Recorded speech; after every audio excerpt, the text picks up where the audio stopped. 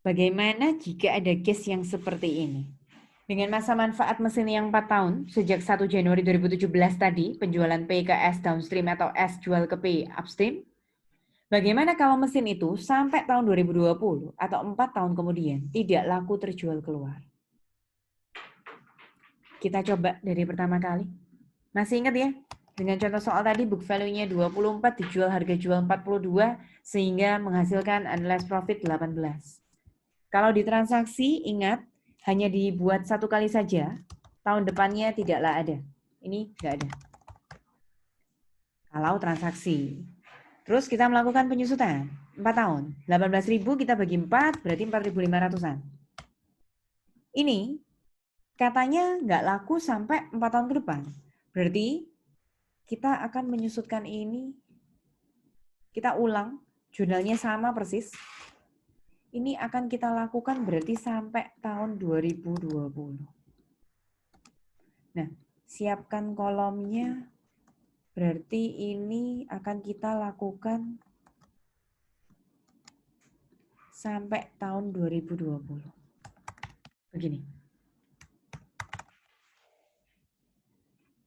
1, 2, 3, 4. Yang jurnalnya sales outside, berarti nggak bakal ada seterusnya.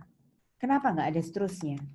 Karena tidak ada penjualan keluar. Mesin itu kita gunakan terus sampai 4 tahun ke depan. Itu adalah case 3. Nah, mari kita lanjutkan untuk kertas kerjanya. Masih downstream ya. Pertama kali muncul gain to equipment 18.000.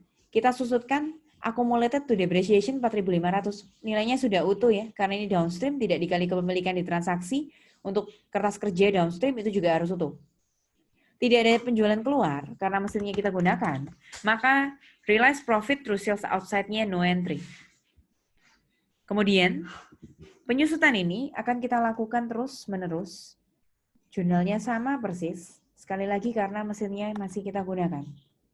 Jadi dengan kata lain, sales outside ini nggak ada. Sales outside ini no entry terus selama 4 tahun. Nah, ingat aturannya.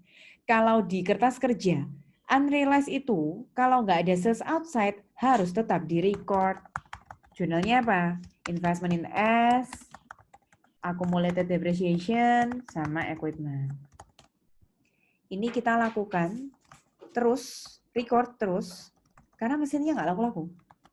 Nah, equipment-nya kita isi dengan nilai pertamanya 18, accumulated 1 tahun lalu 4.500, sisanya, selisihnya masukkan di investment in S.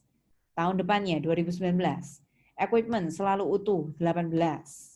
Accumulated itu berasal dari 17, 18, 2 tahun yang sudah berlalu, 4.500 kali 2, 9.000.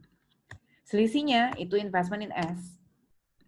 Tahun terakhir, equipment-nya 18, accumulated-nya sudah berjalan 1, 2, 3, investment-nya, selisihnya 4.500. Bahkan kalian lanjutkan sampai tahun depannya pun ini akan ada terus. Seperti itu. Ada pertanyaan dulu, silakan. Kalau upstream, jurnal transaksinya 3, income from S, investment in S-nya, itu nilai utuhnya tadi 18.000. Kalau upstream, 18.000-nya kita kalikan persentase kepemilikan. Jadi 18.000 kalikan 90%. Jadi 16.200. Unrealized profit di jurnal transaksi hanya diakui 1 kali saja, tahun-tahun depannya tidak usah lagi. Penyusutan kalau saya suka pendekatan utuh ya. Jadi 18.000 bagi 4, 4.500.